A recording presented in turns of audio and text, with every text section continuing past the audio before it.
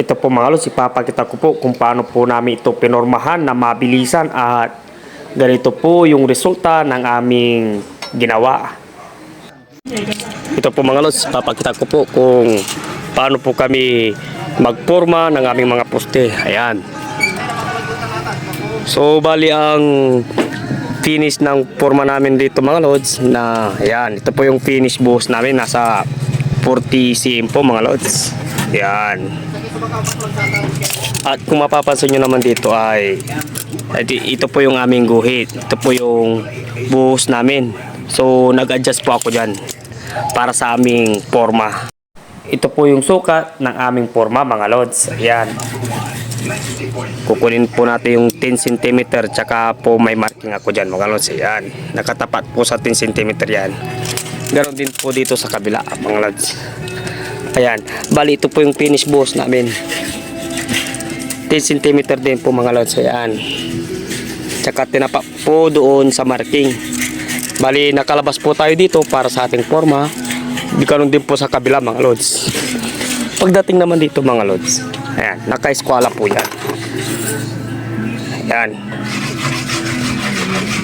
Ayan. Kailangan po naka-eskwala po ito mga lods. Tsaka kung anong ginawa po natin dito mga lods ay i-apply lang po natin doon sa taas. Ayan. Bali doon sa taas mga lods ay nakahulog po ito.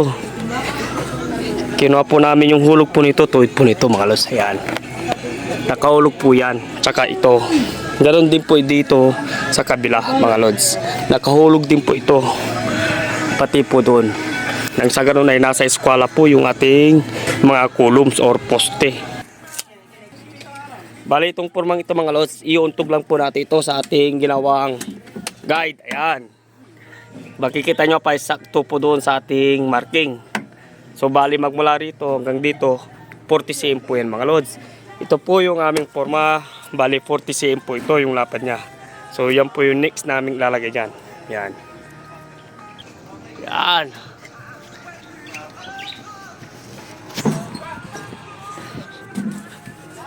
Bali ito po yung 40 cm mga lods. Yan. Yan. Nasa 3 inches po yung aming screw mga lods. Yan. Saka po namin yung ibaba rin na rito. Ayan, titik screw po namin yan.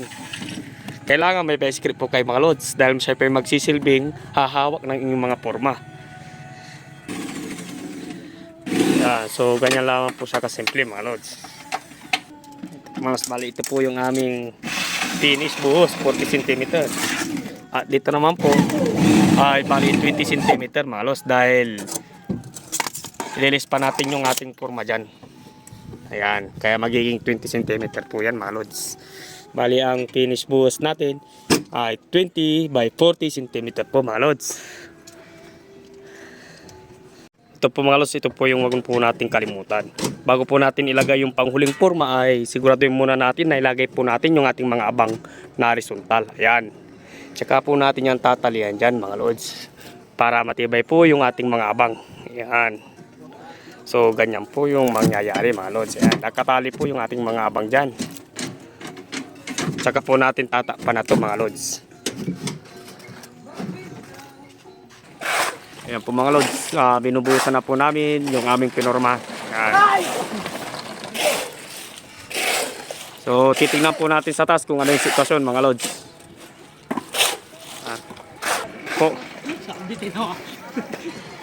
Ito po yung sa taas mga lods.